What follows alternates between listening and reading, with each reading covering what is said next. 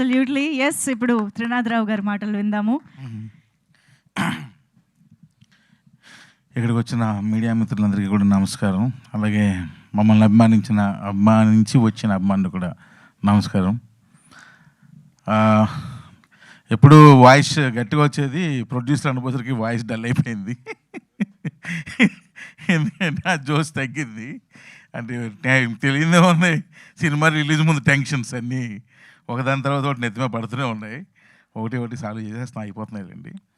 అయితే ప్రాబ్లం ఏంటంటే, అసలు నేను ఈ మధ్యకాలంలో థియేటర్లు చూస్తున్నా కదా, అసలు రావట్లేదు జనాలు అస్సలు. నేను ఇంచుమించుగా ఈ మధ్య షూటింగ్లని అదని ఇదని బాగా ఆంధ్రప్రదేశ్, తెలంగాణలో ఎక్కువ తిరగలేదు కానీ ఎక్కువ ఆంధ్రప్రదేశ్లో బాగా తిరిగాను. అసలు రావట్లేదు, ఎందుకు అర్థం కాదు. అది ఎవరైనా సరే, ఏ స్టార్ అయినా రావట్లేదు. షోలు పడట్లేదు, మీకు తెలుసా? షోలు పడట్లేదు. సెకండ్ షోలు అయితే మ్యాక్సిమం తీసేశారు, క్యాన్సిల్, ఏం లేవు. ఫస్ట్ షోలు పర్వాలేదు వేస్తున్నారు. అసలు దారుణంగా ఉంది సినిమాల పరిస్థితి. నేను అంటే ఇది ఏదో చెప్పడం కదా, నేను స్వయంగా నా కళ్ళతో చూసా, వెళ్ళి థియేటర్కి వెళ్ళి. అంత దారుణంగా ఉంది సినిమా పరిస్థితి. ఇలాంటి సిచ్యువేషన్లో ఇంతమంది కొత్త వాళ్ళని పెట్టుకొని తీసిన సినిమా రిలీజ్ చేయాలంటే అసలు భయం వేసేస్తుంది.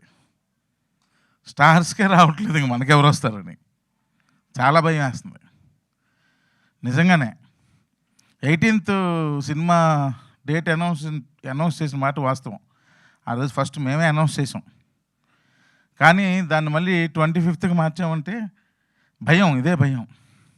క్రికెట్ మ్యాచ్లు బాగా చూస్తున్నారు, సాయంత్రం అయితే ఎక్కువ క్రికెట్ మ్యాచ్లు చూస్తున్నారు బాగా. అంటే ఇది నిజాలండి, అబద్ధాలు కాదు.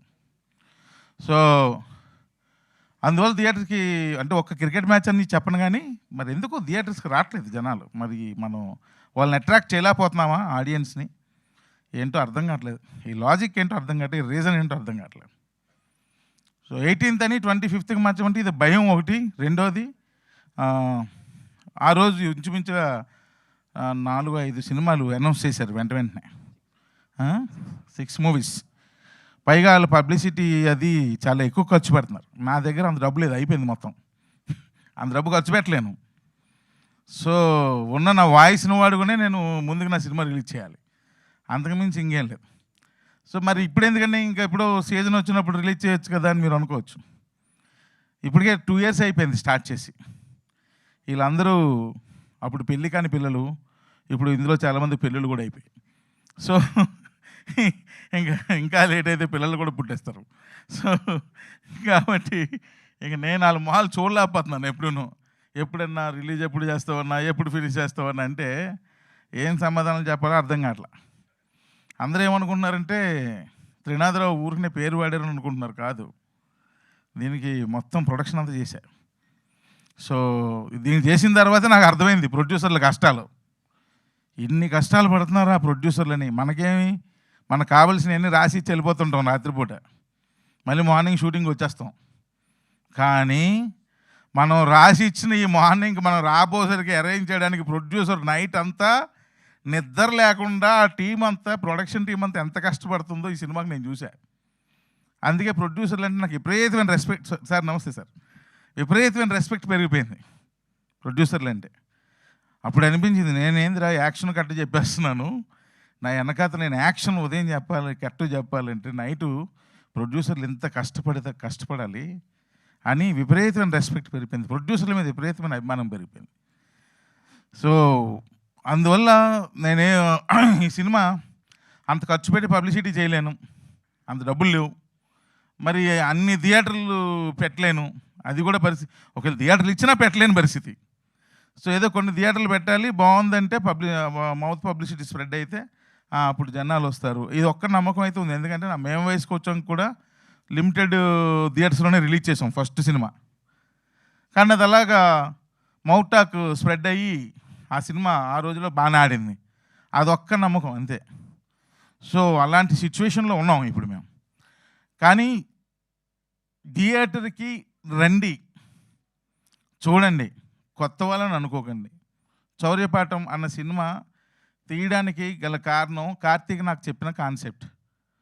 అన్న, నువ్వు ఎప్పుడైనా క్రైమ్ లేని ఊరిని చూసావా అన్నాడు. క్రైమ్ లేని ఊరేంటి, ఏదో చిన్న క్రైమ్ అని ఉంటుందిలే అబ్బా అన్న. అసలు క్రైమే లేదన్న, ఒక పోలీస్ కేసు కూడా ఫైల్ అవ్వలేదన్న ఆ ఊర్లో అన్నాడు. మరీ టూ మచ్ అబ్బాయికి, ఏదో చిన్న గొడవ లేకపోతే ఏదో ఒకటి ఉంటుంది కదా అని అన్న. లేదన్నా, ఒక క్రైమ్ లేని ఊరు, అసలు రికార్డ్స్ పరంగా ఆ ఊరు రికార్డ్స్లో అసలు క్రైమ్ లేదు, ఒక కేసు ఫైల్ అవ్వలేదు, అది ఇదని కార్తీక్ చెప్పాడు. నాకు ఇంట్రెస్టింగ్ అనిపించింది. ఏంటది అన్న అంటే, ఏదో ఒక కేసు, ఒక రెఫరెన్స్ ఏదో చెప్పాడు. నిజంగా నాకు కార్తీక్ అంటే నిజం అన్నా, దాన్ని బేస్ చేసుకుని ఒక సినిమా చేద్దామన్నా అన్నాడు. చాలామంది చౌరీపాఠం అంటే ఇందులో ఏంటి డిఫరెంట్ దొంగతనాలు చేయడానికి ట్రిక్స్ అయిన నేర్పుతారా, అది ఇదని 100 డౌట్లు. కానీ కాదు, వాడి అవసరం వాడి దొంగతనం వైపు దారి చూపిస్తుంది. చేసే ప్రాసెస్లో వాడు ఒక పాఠం నేర్చుకుంటాడు, అది చౌరీపాఠం. అంతేగాని దొంగతనం చేయడానికి ట్రిక్లు ఏవో రకరకాలు రాస్తున్నారు, అవి కాదు. సో అలా కార్తీక్ నన్ను మోటివేట్ చేశాడు. నాకు ఎందుకు అనిపించిందంటే, ఇందులో ఒక టర్నల్ తవ్వి ఆ టర్నల్ ద్వారా ఇంకో దగ్గరికి వెళ్తే వాళ్ళు వెళ్ళే ప్రాసెస్లో అడ్డంకులు ఇవన్నీ సినిమా కదా.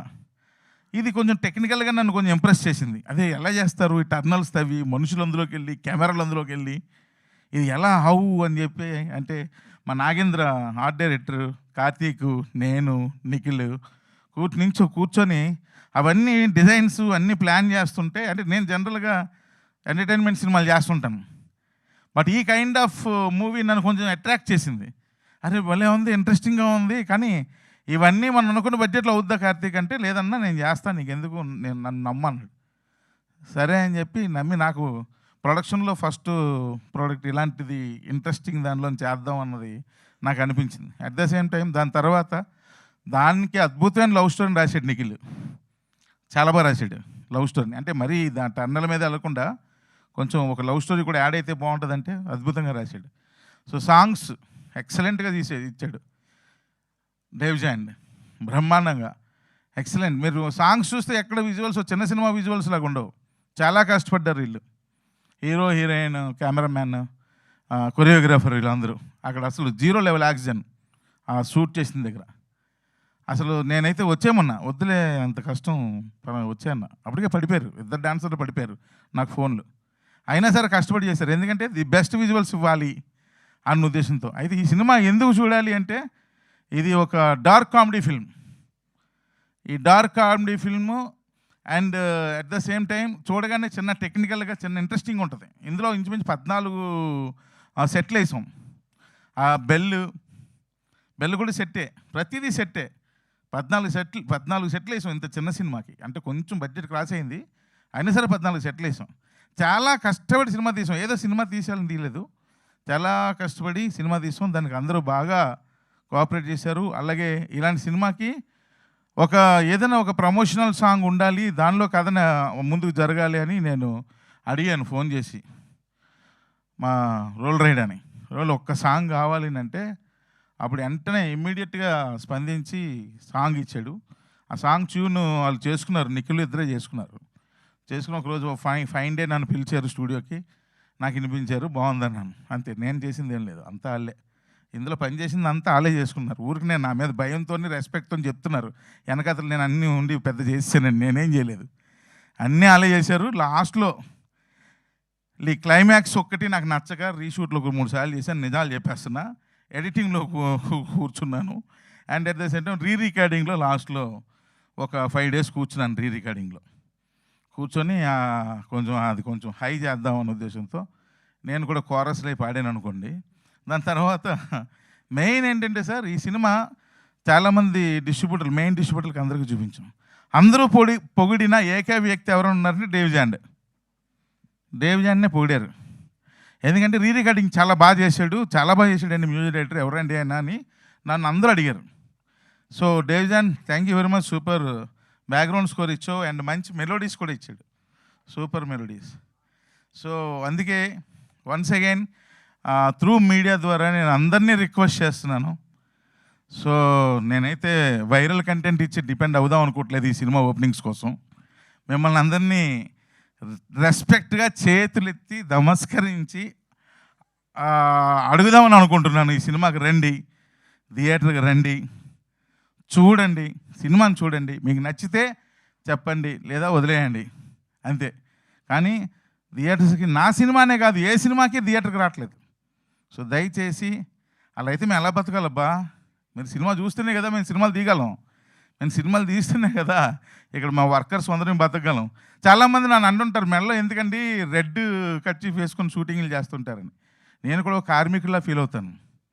నాకు అన్నం ఇక్కడే దొరుకుతుంది, ఇక్కడే అన్నం పెడుతున్నారు అని ఫీల్ అవుతాను. మీరు సినిమాలు చూడకపోతే, సినిమాలు తీసే వాళ్ళు తగ్గిపోతే ఇంకా నేను కార్మికులు ఎలా ఫీల్ అవ్వగలను? నా కడుపు ఎలా నిండుతుంది? నాకు అన్నం ఎవరు పెడతారు? నాలాంటి వాళ్ళు ఎంతోమంది కుటుంబాలకి అన్నాలు ఎవరు పెడతారు? వాళ్ళ కడుపులు ఎలా నిండుతాయి?